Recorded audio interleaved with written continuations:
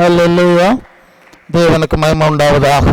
இந்த நாளில் மீண்டும் ஒரு முறை உங்களோடு சேர்ந்து தேவனை மகிமைப்படுத்தும்படியாய் பரிசுத்த ஆவியானவர் நம்மோடு என்ன பேச விரும்புகிறாரோ அந்த காரியங்களை மாத்திரம் நாம் சிந்திக்கும்படியாய் தேவன் ரட்சகரும் ஆண்டவருமாய் இயேசுவின் நாமத்தில் அன்பின் வாழ்த்துக்கள். ஹல்லேலூயா.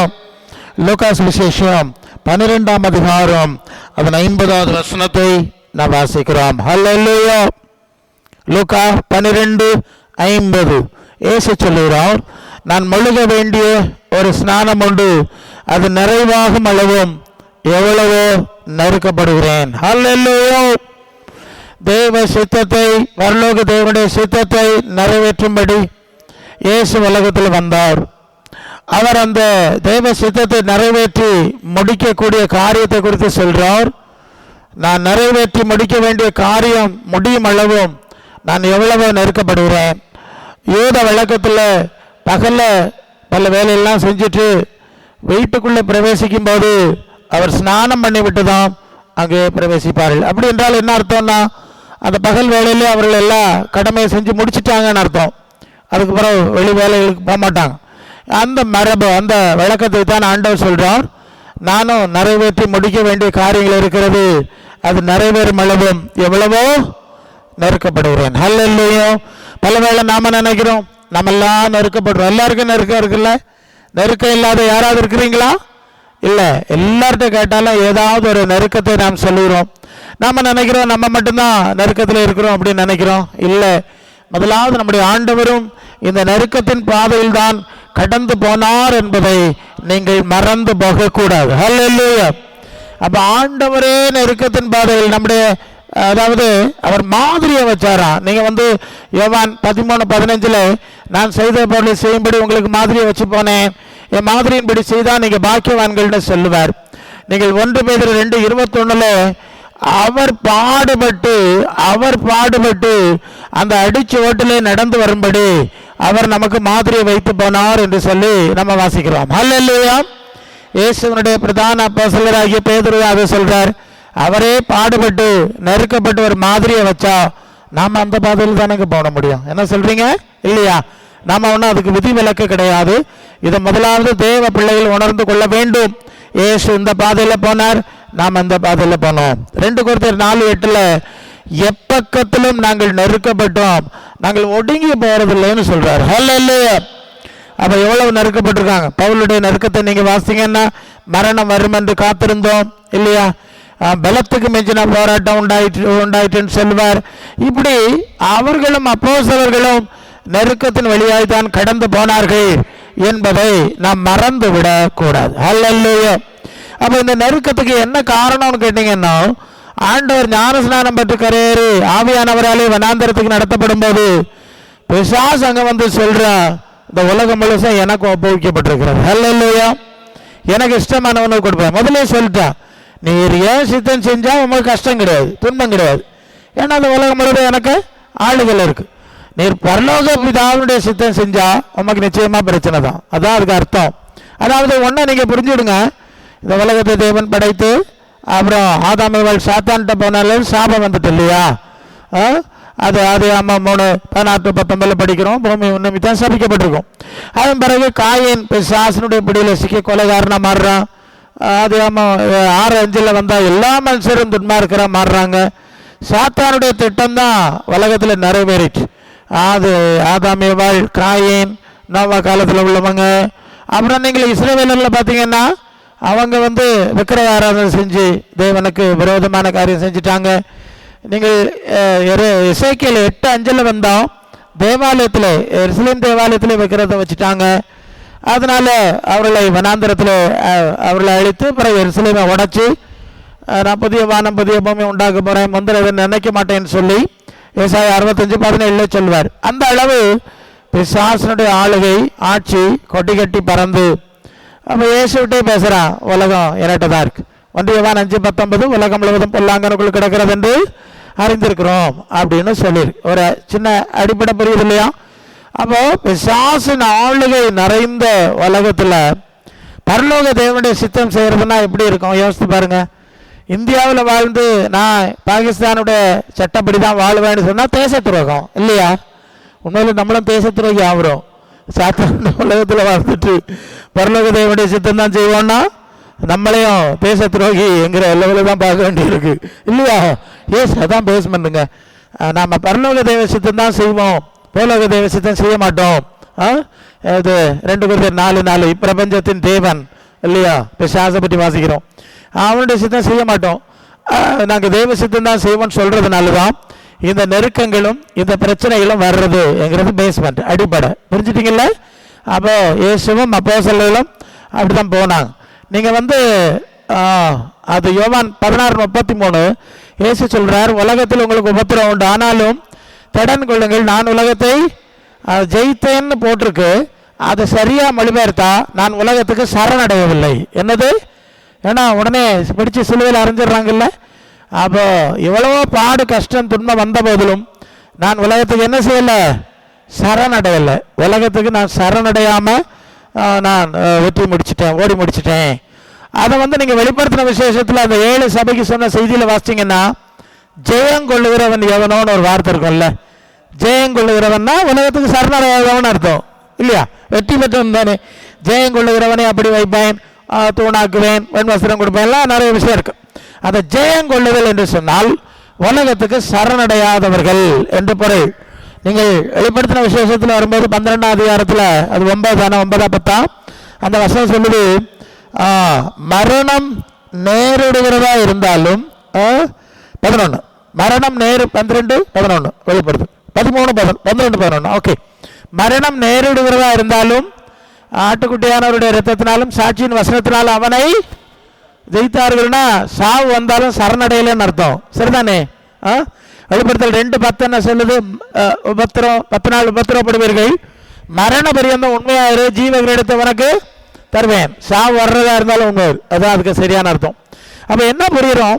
இயேசுவும் அப்போஸ்தலர்களும் ஆதி சபை அந்த பரிசுத்தவான்கள் எல்லாமே உலகத்துக்கு சரணடையவில்லை. ஹல்லேலூயா. பிசாசு சொல்றான், எனக்கு சரணடைஞ்சிட்டா உனக்கு பூமியில உயர்ந்த ஸ்தானம் தர்றேன், பெரிய பதவி தர்றேன், எல்லாம் தர்றேன்னு சொல்றேன். ஆனா இயேசுவை ஏற்றுக்கொள்ளல, பரிசுத்தவான்களும் ஏற்றுக்கொள்ளவில்லை. வேண்டாம் வேண்டாம், வணக்க உலகம் எங்களுக்கு வேண்டாம், தீ கொளுத்த வச்சிருக்குல்ல. 2 Peter 3:7 படிச்சா இப்போ இருக்க வானம் பூமி அக்கினினாலே அக்கினிக்கு இறையா வச்சிருக்கு, பஞ்சபூதங்கள் உருகி போறது. அதனால நாங்கள் சரணடைய மாட்டோம். அல்ல இந்த உலகத்துக்கு உலகம் நிலையற்றது தானே, எல்லாம் போட்டுட்டு போனோம்ல. அதனால இந்த உலகத்துக்கு நாங்கள் சரணடைய மாட்டோம். இந்த மாய தோற்றம், மாய காட்சி, கவர்ச்சி கொண்டு நாங்கள் மயங்க மாட்டோம். சரிதானுங்களா? உங்களுக்கு புரியும் நினைக்கிறேன்ல. எதிர கலர் போட்டாலும் இந்த உலகத்துக்கு என்ன செய்ய மாட்டோம்? மயங்க மாட்டோம் அப்படின்னு சரணடையாமல் அவள் சாவை சந்திச்சவங்க எல்லாம் உண்டு, அப்படியே கடந்து போய்விட்டார்கள். ஹல்லேலூயா. அப்போ நெருக்கத்தின் வழிதான் எல்லாரும் பரிசுத்தவான்கள் கடந்து போனார்கள் என்பதை முதலாவது நாம் மறந்து போக கூடாது. ஹல்லேலூயா.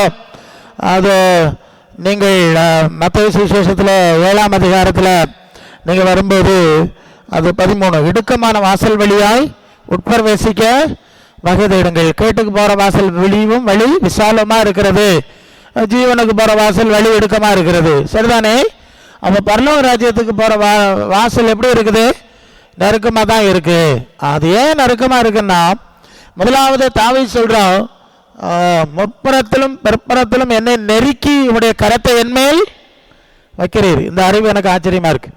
நமக்கு நிறைய நெருக்கங்கள் வந்ததுனால தான் நம்ம ஆண்டோடைய சமூகத்துக்கு வந்தோம்ல, பரலோக தேர்னல்ல.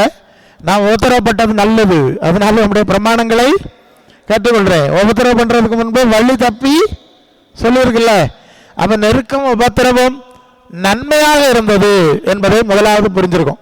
நெருக்கம் வந்ததுனால தான் விசுவாசியானோ ஊழியக்காரர்களானோ இல்லைன்னா நம்மளோ உதாரியம் நடந்திருப்போம். சரி, அப்போ நெருக்கம் நன்மையாய் இருக்கிறது. 2வது, நெருக்கத்தின் மூலம் நாம் தேவனுடைய ராஜ்யத்தை அதிகமாய், தேவ சமூகத்தை அதிகமாக தேடுறோம் இல்லையா? நெருக்கம் வந்தால் தான் அதிகமாக ஜெபம் பண்ணுவோம். கொஞ்சம் விசாலம் வந்துட்டா ஜெபத்தை குறைச்சிருவோம் இல்லையா? அவ தேவ சமூகத்தில் இருப்பதற்கு நெருக்கம் பயன்படுகிறது. அதிகமான நெருக்கம் வந்துட்டா, ஆண்டவரே என்னை எடுத்துக்கிடாப்பா, நான் உங்களுடைய ராஜ்யத்துக்கு வந்துடுவேன்னு சத்தம் போட்டுருவாங்க. சரிதானுங்களா? தாங்க முடியாம என்ன செய்யறது? நான் உமட்டே வந்துரு. அப்ப நெருக்கம் அதிகமா வந்தா நமக்கு பரலோக சிந்தை வந்துடும்ல, பரலோக நேசம். என்ன சொல்றீங்க? அப்போ நெருக்கம் எல்லாம் வேணும் இல்லையா பிரசங்கியாரு? ஆமா, நன்மையா தான் இருக்கு. அதனால்தான் நீங்கள் அப்போஸ்தலர் 14:22 நாம் அநேக உபத்திரவங்கள் மூலம் தேவனுடைய ராஜ்யத்திலே பிரவேசிக்க வேண்டும் என்று அப்போஸ்தலரை பற்றி சொன்னாங்க. கஷ்டம் வராது, கண்ணீர் வராது, பிரச்சனை வராதெல்லாம் சொல்லல. பிரச்சனை வந்தால் தானே நமக்கு பரலோக சிந்தை வரும்ல. அங்கே போனால் அந்த பிரச்சனை எல்லாம் தீரும், இந்த சாபம் எல்லாம் தீரும் அப்படின்னு சொல்லி நமக்கு என்ன வரும்? நமக்கு ஒரு பரலோக ஆசை வரும். அப்போ நெருக்கங்கிறது பயனுள்ள ஒரு விஷயம்தான், அவசியம்தான், விசுவாசிகளுக்கு அவசியம்தான். வந்தால் தான் நம்ம வீட்டுக்கு நேராக போவோம், சிந்திச்சு போவோம், ஜெபிச்சு ஜெபிச்சு கேட்டே போவோம். அப்படிங்கிறதான ஒரு சூழ்நிலை வைக்கப்பட்டிருக்கிறது இருக்கிறது. ஹல்லேலூயா. அதனால தான் நெருக்கப்பட்டு நாங்கள் ஒடுங்கி போல, நெருக்கப்பட நாங்கள் கர்த்தருக்குள்ளே வளருகிறோம். ஹல்லேலூயா. அப்படிதானா? உண்மைதானா? அதனால தயவு செய்து நெருக்கம் கஷ்டம் வந்துட்டுனா நீங்கள் சங்கடப்படாதுங்க. நான் ஆண்டவரை நேசிக்கிறேனே, எனக்கு நெருக்கம்னா நன்மைக்கு தான் வருது. ஹல்லேலூயா. அது என்னது? நன்மைக்கு தான் வருதுங்க. மாம்ச சிந்தை போனோன்னா நெருக்கம் வரணும்ல, உலக சிந்தை போனோன்னா நெருக்கம் வரணும்ல. சொல்லி பார்த்தா கேட்க மாட்டாங்க. அப்போ நெருக்கத்தில் போகும்போது தானால போயிடும். சரியா? ஸோ நெருக்கம் பயனுள்ளது, அவசியமானது. ஆண்டவரும் அப்போஸ்தலர்களும் அப்படிப்பட்ட மாதிரியில தான் கடந்து போனார்கள் என்பதை நீங்க அறியணும். நீங்க கலாத்தியர் 1:4 இந்த பொல்லாத பிரபஞ்சத்திலிருந்து தேவன் நம்மை விடுவிக்கும்படியாய் தேவனுடைய சித்தத்தின்படி இயேசு தம்மை பலியாய் ஒப்பு கொடுத்தார் என்று சொல்லி வாசிக்கிறோம். கவனிக்கிறீங்களா? அந்த பொல்லாத பிரபஞ்சத்திலிருந்து தேவன் நம்மை விடுவிக்கத்தான் விரும்புகிறார். அப்போ நம்முடைய மனசு இந்த நெருக்கங்களும் கஷ்டங்களும் துன்பம் நிறைய வரும்போது இந்த உலகத்தில் வைக்க முடியாது. இந்த உலகத்தில் இருந்து உலக நேசம் போயிடும்ல. உலக நேசம் ஓகே, உலக நேசம் தேவனுக்கு விரோதமான பகைன்னு சொல்லியிருக்கு யாக்கோபு 4:4. அப்போ உலக நேசம் போனோம்னா நமக்கு கசப்புகள் வரணும், வியாதி வரணும், நெருக்கம் வரணும். அப்படிதான் வர்றாங்க நிறைய பேர், அப்படிதான் வர்றாங்க. உலக நேசத்தை நம்மிடத்திலிருந்து எடுக்கணும். இந்த பொல்லாத பிரபஞ்சத்திலிருந்து நம்முடைய மனம் விடுவிக்கப்பட வேண்டும். அல்லையா? இங்கே இருக்க பிடிய எடுக்கணும்னா சில வேளை நம்ம எவ்வளோ பிரசவம் பண்ணி பார்க்குறோம், உலக நேசம் போகல அப்படின்னு ஜெபம் பண்ணுவோம். அப்புறம் ஆண்டவர் நெருக்கத்தை அனுப்புவார், தன்னால போயிடும். அல்லையோ? சரி, அப்போ இந்த பிரபஞ்சத்திலிருந்து மனம் விடுவிக்கப்படணும். கொலோசியர் 3:1-2 நீங்கள் கிறிஸ்துவுடனே கூட எழுந்தது உண்டானால் கிறிஸ்து தேவனுடைய வலது பாசத்துக்குள்ள மேலானவளை தேடுங்கள். அல்லையோ? பூமிக்கிறீர்கள் அல்ல. இன்னொரு காரியம் நான் சொல்கிறேன், நீங்கள் மனசை பரலோகத்திலே வச்சு பழகிட்டீங்கன்னா உங்களை ரொம்ப நெருக்க வேண்டிய அவசியம் வராதுல்ல. என்ன சொல்றீங்க? மனசு பரலோகத்தில் வச்சோம், ஆமா பிசாசு பாபா ஒண்ணுமே செய்ய முடியாது. என்ன செய்ய முடியும்? மனசு பரலோகத்தில் இருக்குல்ல. அது என்னதுன்னா ஒரு சரியான ஞானஸ்நான அனுபவத்தின் மூலம் கடந்து போகும்போது பழைய மனுஷன் அடக்கம் பண்ணப்படுகிறது. நம்முடைய ஆத்மா கிறிஸ்துவுடனே கூட ஒரு உயிர்த்தெழுதலின் அனுபவத்துக்குள்ளே வருகிறது இல்லையா? 6ஆம் அதிகாரம் ரோமரில் படித்தா பழைய மனுஷன் அடக்கம் பண்ணியாச்சு. அவருடைய உயிர்த்தெழுதலின் சாயலில் நம்முடைய ஆத்மா இணைக்கப்பட வேண்டும். அதுதான் எபேசியர் 2:7 உன்னதங்களில் அவரோடு கூட எழுப்பி உன்னதங்களில் அவரோடு கூட உட்காரவும் செய்தார். ஹல்லேலூயா. பாஸ்ட் டென்ஸ் முடிஞ்சிடுச்சு, இது இல்லை. புரியுதா நான் சொல்றது? ஏற்கனவே பரலோகத்தில் உட்கார்ந்துருக்கோமா, உன்னதத்தில் உட்கார்ந்துருக்கோமா. சரீரம் தான் இங்கே இருக்கு, ஆத்மா எங்கே இருக்கு? பரலோகத்தில் இருக்கான். அது மத்தேயு 6:20-21 உங்கள் பொக்கிஷம் எங்கே இருக்கோ அங்கே உங்கள் இருதயம் இருக்கும்ல. விசுவாச ஜீவியம் என்று சொன்னால் மனசு பரலோகத்தில் இருக்கிற ஒரு வாழ்க்கை முறை. இல்லையா? ஐடியா கிடைச்சிருக்கோன்னு நினைக்கிறேன். பூமியின் உயர்ந்த ஸ்தானத்தில் இருக்கிறது கிடையாதுங்க. இப்போ பிசாசு திருப்பிட்டான். பூமியின் உயர்ந்த ஸ்தானத்தில் வைக்கணும். ஆண்டவர் சொல்றார் உன்னதத்தில் வைக்கணும். இல்லையோ? ஆமா, நான் ஜெயம் கொண்டு பிதாவாகி தேவனுடைய வலது பாசல் இருக்கிற மாதிரி அங்கே உட்கார செய்யணும்னா இப்பவுமே மனசு அங்கே வைக்கணும். நான் சொல்ற புரியும் நினைக்கிறேன். அந்த உயிர்த்தெழுதலில் 2 ஸ்டேஜ் இருக்குங்க. முதல் ஸ்டேஜ் ஆத்மாவின் உயிர்த்தெழுதல், 2வது ஸ்டேஜ் தான் சரீரத்தின் உயிர்த்தெழுதல். இல்லையா? ஒரு சரியான ஞானஸ்நான அனுபவத்துக்குள்ள வரும்போது அதான் கிறிஸ்துவுடனே கூட எழுந்தது உண்டானால் அடக்கம் பண்றோம்ல பழைய மனுஷனை, புதிய மனுஷனா கிறிஸ்துவின் சாயலில் இணைக்கப்படும் போது ஒரு உயிர்த்தெழுதல் அனுபவம் உண்டாது. எழுந்தது உண்டானால் மனசங்கம் வைங்க, அங்கதான் இருக்கணும், உன்னதங்களில் உட்கார செஞ்சார். இது முதல் விஷயம். 2வது தான் சரீர உயிர்த்தெழுதல். அப்ப பல நெருக்கங்கள் கஷ்டங்கள் துன்பங்களின் மூலம் பரலோக ராஜ்ய ஆசை வந்துட்டு மற்ற 4:17 முதலாவது பரலோக ராஜ்யத்தின் நீதியும் தேடுங்கள் சொன்னார்ல. ஆமாம், சுவிசேஷத்தின் பிரசங்கமே பரலோகம் தான். உனக்கு வியாதி குணாவும் பேய் சுகமாகும் பூமியின் உயர்ந்த ஸ்தானத்தில் ஏற்றுவாருங்கிறது பிரசங்கம் கிடையாது, சுவிசேஷம் கிடையாது, அது பரலோகம். இதெல்லாம் கூட கொடுக்கப்படுற விஷயம். சரிதானே? நீங்கள் எப்படி இருக்கிறீங்க? அவர் முதலாவது பரலோகத்தில் மனசை வைக்கும்படியாய் அவர் நெருக்கங்களையும் உபத்திரவங்களையும் அவர் நமக்கு அனுமதிக்கிறார். அது அழிந்து போகிற பொன் அக்னியினாலே சோதிக்கப்படுற மாதிரி நெருக்கங்கள் மூலம் துன்பங்கள் மூலம் நம்முடைய ஆத்மா பரிசுத்தப்படுகிறது. சரிதானே? ஆத்மா சுத்திகரிக்கப்படுறது. அப்போ பரலோகத்திலே மனசை வைக்கக்கூடிய தகுதி வந்துடுறோம். ரெண்டாவது, நீங்கள் பிலிப்பியர் 1ஆம் அதிகாரத்தில் நீங்கள் வந்தீங்கன்னா, பிலிப்பியர் 1ஆம் அதிகாரத்தில் பவுலடியார் சொல்லுகிறார், இந்த தேகத்தை 2 நாளும் நான் நெருக்கப்படுகிறேன். ஹல்லேலூயா. சரீரத்தில் ஏற்படுகிற ஒரு நெருக்கத்தை அவர் குறிப்பிடுகிறதை பார்க்கிறோம். நான் சரீரத்தில் நெருக்கப்படுகிறேன். இந்த தேகத்தை விட்டு பிரிந்து கிறிஸ்துவோடு கூட இருக்க எனக்கு என்ன உண்டு? ஆசை 23 இல்லையா? 1:23 தேகத்தை விட்டு பிரிந்து கிறிஸ்துவுடனே கூட இருக்க எனக்கு ஆசை உண்டு, அது அதிக நன்மை. அப்போ பல நெருக்கங்கள் ஆத்மாவை பரலோகத்துக்கு தகுதிப்படுத்தி அங்கே வைத்து விடுகிறது. நம்பர் 1. ரெண்டாவது, நம்முடைய சரீரத்தில் நெருக்கம் இருக்கிறது. அது முதிர்ச்சி, வயது முதிர்ச்சி, பல பலவீனங்கள்லாம் இருக்கு. இந்த நெருக்கம் எதற்கு வருகிறது என்று சொன்னால், இந்த சரீரத்தை விட்டு ஆண்டவருடைய கொடுக்கக்கூடிய மகிமையின் சரீரத்துக்கு போகணுமேங்கிற ஆசை உண்டாக்குறதுக்கு. இப்போ புரியுது இல்லை? Second stage. அதுக்கு நெருக்கம். பவுல் தான் சொல்றார், நான் நெருக்கப்படுறேன்ல, அவருக்கு நெருக்கம் இருக்கு.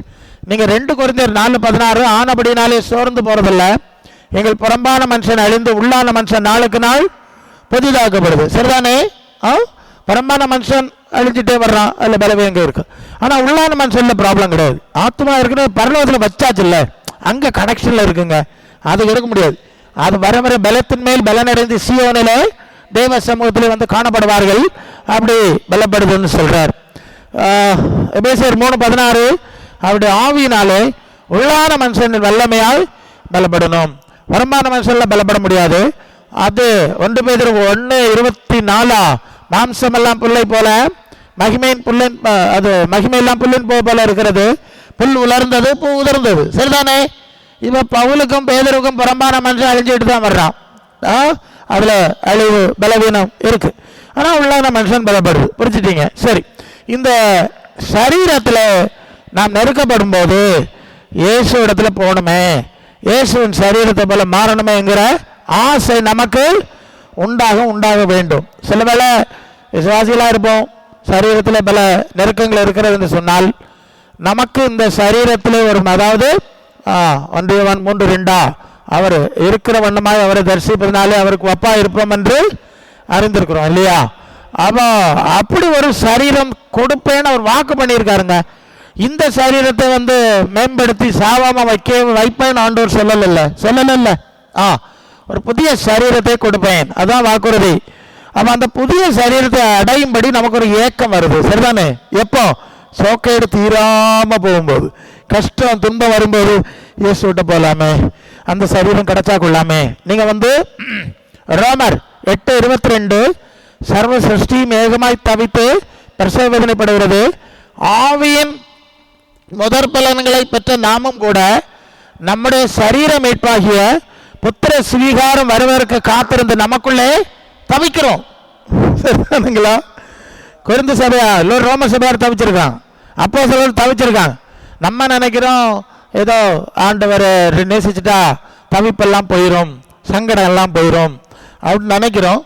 ஆனால் உண்மை என்னன்னா தவிச்சுட்டு தான் இருந்திருக்காங்க என்று தான் சொல்லியிருக்கு. அது ஒன்றும் மாற்றப்படாது. நீங்கள் அதை சரியாக புரிஞ்சுக்கணும். இது எதுக்கு தவிப்புன்னா, நான் மகிமை அடைவதற்கான தவிப்பு அல்ல இல்லையா? நாம தவிச்சு தற்கொலை பண்ணல, சரிங்களா? மகிமை அடையும்படியான ஒரு தவிப்பு இருக்கிறது. நீங்க 2 கொரிந்தியர் 5ஆம் அதிகாரத்தில் 4ஆம் வசனமா அங்க வந்தீங்கன்னா, நாம இந்த தேகத்தில் குடியிருக்கையில் கர்த்தரிடத்தில் முதலாவது 2ஆம் வசனத்தில், ஏனெனில் இந்த கூடாரத்திலே நாம் தவித்து நம்முடைய பரம வாசஸ்தலத்தை தரித்துக் கொள்ள மிகவும் வாஞ்சி உள்ளவர்களாய் இருக்கிறோம், தவிக்கிறோம். அப்புறம் கீழே நீங்க தொடர்ந்து வாசித்தீங்கன்னா 4ஆம் வசனம், இந்த கூடாரத்தில் நாம் பாரம் சுமந்து தவிக்கிறோம், இந்த சரீரத்தை போர்வை களைந்து போட விரும்புகிறோம். 7ஆம் வசனத்தில் இந்த தேகத்தில் குடியிருக்கையில் கர்த்தரிடத்தில் குடியிராதவர்களாக இருக்கிறோம் என்று அறிந்து எப்பொழுதும் தைரியமாக இருக்கிறோம். நாம் தைரியமாக இருந்து இந்த தேகத்தை விட்டு குடி போகுவோம், கர்த்தரிடத்தில் குடியிருக்கும் அதிகமாய் விரும்புகிறோம். அது நிமித்தம் நாம் சரீரத்தில் குடியிருந்தாலும் இராமல் போனாலும் அவருக்கு பிரியமாக இருக்க நாடுகிறோம். ஏனென்றால் சரீரத்தில் அவனவன் செய்த நன்மைக்காக தீமைக்காவது தக்க பலனடையும்படி கிறிஸ்துவின் நியாயாசனத்திற்கு முன்பாய் வெளிப்பட வேண்டும். சரிதானுங்களா? வசனம் எல்லாம் பார்த்துட்டீங்களே.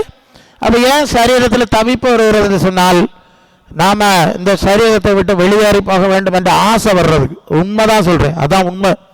அதனால தான் வெளிப்படுத்தல் 14:13 கர்த்தருக்குள் மரிக்கிறவர்கள் பாக்கியவான்கள் என்றெழுது அவர் தங்கள் பிரயாசங்களை விட்டு இழைப்பார்கள். எப்போ பிரயாசம் முடியும், எப்போ இழைப்பார்கள் வரும் தெரியுமா? இந்த சரீரத்தை விட்டு நாம் கர்த்தரிடத்தில் போகும்போது. சரிதானே? ஆத்மா மறுரூபப்படுறதுக்கு பரிசுத்தப்படுறதுக்கு நெருக்கப்பட்டோம். இப்போ சரீரம் மகிமை அடைவதற்கு, மகிமையின் அனுபவத்துக்கு போகிறதுக்கு ஒரு ஆசை வேணும். என்னுடைய தந்தையார் நல்ல வயசாக இருந்தாங்க, முதிர் வயசு கொஞ்சம். அவங்க கால் தடுமாறி கீழே விழுந்துருமா. ஸோ எங்கள் அப்பாவுக்காக நான் ஜோம் பண்ணேன். என்ன ஜோம் பண்ணேன்னா, எங்கள் அப்பாவை கஷ்டப்படுத்தாமல் எடுத்துடணும். எப்படி? நான் மகன்தான், முத்தமை. ஸோ அவங்கள கவனிக்கணும். அவங்க வயசாகிட்டாங்க, அவங்கள கஷ்டப்படுத்தாமல் எடுக்கணும். இது ஒரு வேளை விழுந்து வேறு ஏதாவது ப்ராப்ளம் ஆகிட்டுனா கஷ்டம், அவங்களுக்கும் கஷ்டம், எனக்கு கஷ்டம் இல்லை. நான் அவங்ககிட்ட சொல்லலை, அவங்களுக்காக ஜோம் பண்ணிட்டு இருந்தேன். ஒரு நாள் சாயங்காலம் என்னை ஃபோன் பண்ணி கூப்பிட்டாங்க. அவங்களோட சில கஷ்டங்களை சொல்லிகிட்டு இருந்தாங்க. அப்போ நான் வாய் விட்டு சொன்னேன், அப்பா ஒரு காலம் இப்படி தான், இனி நம்ம ஆண்டவர்கிட்ட பிறகு ரெடி ஆகணும். அதுக்காக வேண்டி தான் இந்த சூழ்நிலையை ஆண்டவர் அனுமதிச்சிருக்காரு. இல்லைன்னா நமக்கு சாவறதுக்கு ஆசை வராது, இல்லை ஆண்டவர்கிட்ட போகிறதுக்கு ஆசை வராது. அதனால் இப்படி ஒரு சூழ்நிலை வச்சுருக்கார். நம்ம பரலோகத்துக்கு போனோம்ல அப்படிலாம் சொல்லி, நான் உங்களுக்கு அப்படி தான் ஜோம் பண்ணுறேன், எங்கள் அப்பாவை கஷ்டப்படுத்தாமல் எடுத்துடணும்னு தான் ஜோம் பண்ணுறேன் அப்படின்னு சொன்னேன். உடனே எங்கள் அப்பா சொன்னாங்க, ஆமாடே நீ சொல்கிறது சரிதான் இல்லை, நீ சொல்கிறது சரிதான் இல்லை, ஆண்டவர்கிட்ட போனால் தான் அதெல்லாம் சரியாகும்ல. சரி சரி ஓகே, நீ சொல்கிறபடி சரிதான், நல்லது. ஆனால் எனக்கு சில ஆலோசனை சொன்னாங்க, நீ போ அப்படின்னு என்ன அனுப்பி வச்சோம். எனக்கு உடனே ஏதோ சம்திங் எங்கள் அப்பாவுக்கு ஆயிடுச்சு. அந்த ராத்திரி எங்கள் அப்பா பெட்லேருந்து எழுப்பி வரைய ட்ரை பண்ணியிருக்காங்க, முடியலை. ஒரு சைடு ஒர்க் பண்ணலை. என் பிரதர் அவர் காரில் தூக்கி போட்டு நெய்யூர் ஹாஸ்பிட்டலில் கொண்டு அட்மிட் பண்ணாங்க. நான் வெளியே இருந்தேன். அட்மிட் பண்ணாங்க. டாக்டர் சொன்னாங்களா அவர் கோமா நிலைமைக்கு போயிட்டுருக்கிறாரு, சென்ஸ் எல்லாம் ஆஃப் ஆகுது.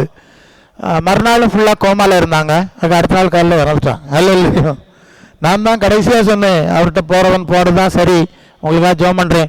நான் சொன்னால் மட்டும் போகாது, உங்களுக்கு அந்த ஆசை வேணும் இல்லை, தட் வார்த்தை. நான் மட்டும் ஜோம் பண்ண, உங்களுக்கு போகணுன்னு ஆசை வேண்டாமா என்ன?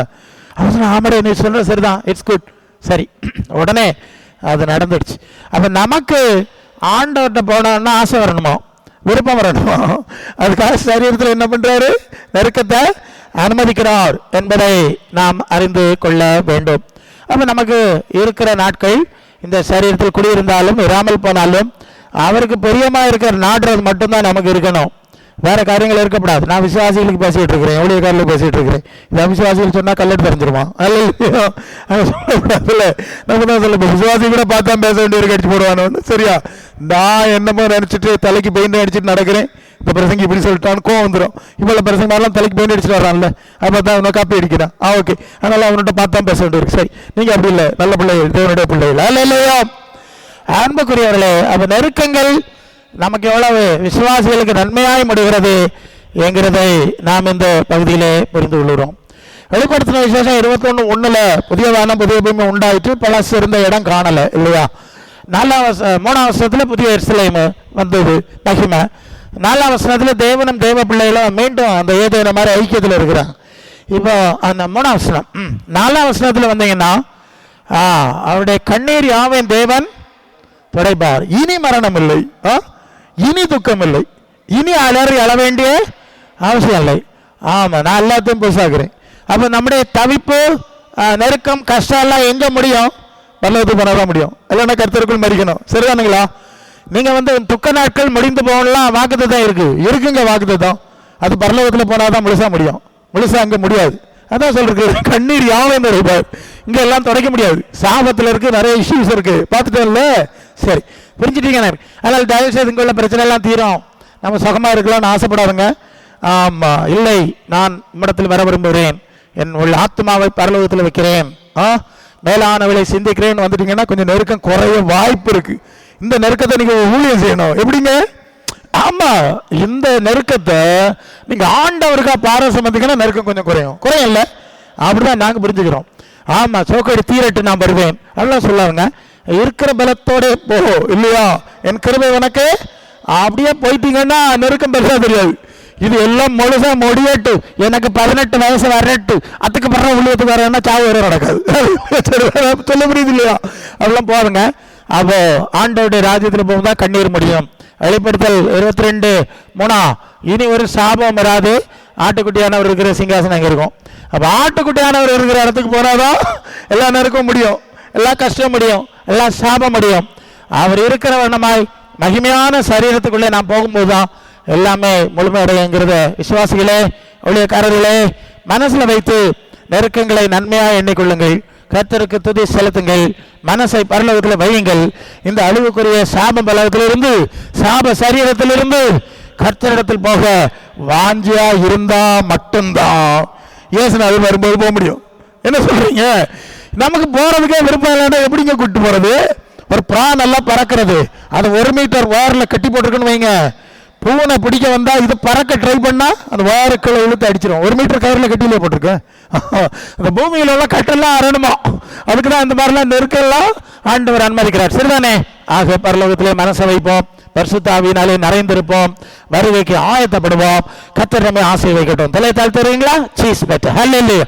நெருக்கப்பட்டும் மடிந்திடாமல் கர்த்தர் நம்மை காத்ததாலே, நெருக்கப்பட்டும் மடிந்திடாமல் கர்த்தர் நம்மை காத்ததாலே, அவர் நல்லவர், அவர் நல்லவர், அவர் கிருபை என்றும் உள்ளதே.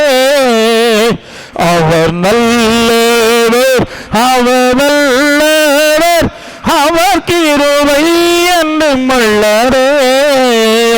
தெய்வ கிருபை என்றும் உள்ளதே, அவர் கிருபை என்றும் உள்ளதே. அவரை போற்றி துதித்து பாடி ஹல்லேலூயா என்றார் பரிபோம். அவரை போற்றி துதித்து பாடி ஹல்லேலூயா என்றார் பரிபோம். அக்கினை சோதனை பட்சிக்க வந்தும் முச்செடி வெண்ணில் தோன்றிய தேவோ. அக்கினை சோதனை பட்சிக்க வந்தும் முச்செடி வெண்ணில் தோன்றிய தேவன் பாதுகாத்தாரே. அவர் நல்லவர், அவர் கிருபை என்றும் உள்ளதே. பாதுகாத்தாரே, அவர் நல்லவர், அவர் கிருபை என்றும் உள்ளதே. தேவ கிருபை என்றும் உள்ளதே, அவர் கிருபை என்றும் உள்ளதே. அவரை போற்றி துதித்து பாடி ஹல்லேலூயா என்றார் பரிபோம். அவரை போற்றி துதித்து பாடி ஹல்லேலூயா என்றார் பரிபோம்.